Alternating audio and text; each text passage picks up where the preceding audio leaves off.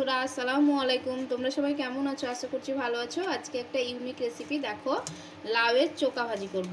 লাউয়ের চোকাটা সবাই ফেলে দেয়, কিন্তু ফেলে না দিয়ে যদি এভাবে কুচিয়ে কেটে ভাজি করা হয় তবে সুন্দর লাগে খেতে।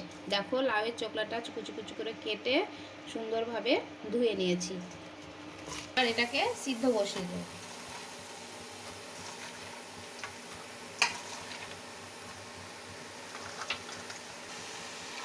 দেখো, এতে আমি একটু বেশি করার জন্য দিয়ে দিচ্ছি গাজর কুচি আর দুটো এইভাবে কেটে রাখা আলু লম্বা লম্বা করে। এবার সব উপকরণগুলো একসঙ্গে সেদ্ধ করে নেব। সেদ্ধ করার জন্য দিয়ে দেবো পরিমাণ মতো লবণ,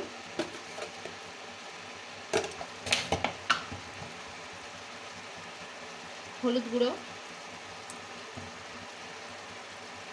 আর জল দিয়ে দেবো। এবার ঢাকা দিয়ে সেদ্ধ করে নেব। দেখো বন্ধুরা, আমার পুরোপুরি এটা বয়েলড হয়ে গেছে, সেদ্ধ হয়ে গেছে। এবার ভেজে নেব। ভাজার জন্য কড়াই চাপিয়ে দিয়েছি, এবার তেল দিয়ে দেবো। এবার এর মধ্যে পেঁয়াজ কুচি,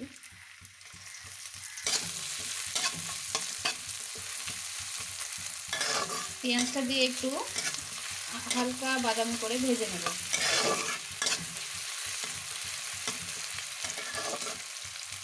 দেখো, আমাদের পেঁয়াজ ভাজা হয়ে গেছে। এবার সেদ্ধ করা লাউয়ের চোকাগুলোকে দিয়ে দেব।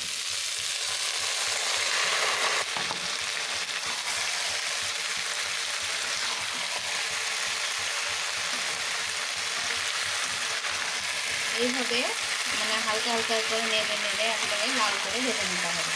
তাইলে রেডি হয়ে গেল রেসিপি লাউয়ের চোকা ভাজি।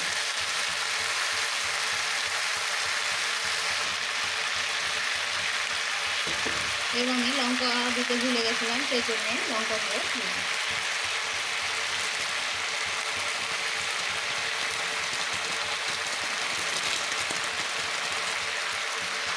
আপনারা যেমন ঝাল খাবেন তেমন লঙ্কা দেবেন। আমাদের বাচ্চারা খাবে তো, সেই জন্য হালকা লঙ্কা দিয়ে। আপনারা এতে কাঁচা লঙ্কাও ব্যবহার করতে পারেন ওই পেঁয়াজ ভাজার সময়, তাহলে লঙ্কাটা দিয়ে দেবেন। আর আমরা গুঁড়ো লঙ্কা দিয়েছি, সেই জন্য এই সময় ব্যবহার করবেন। দেখো বন্ধুরা, আমাদের লাউয়ের চোকা ভাজি হয়ে গেছে, পুরোপুরি রেডি। কেমন দেখতে হয়েছে দেখো, লাল লাল, খুব সুন্দর। এভাবে বাচ্চাদেরকে বানিয়ে খাওয়াবেন, খুব উপকার হবে বাচ্চাদের। দেখুন কত ইয়াম্মি লাগছে দেখতে।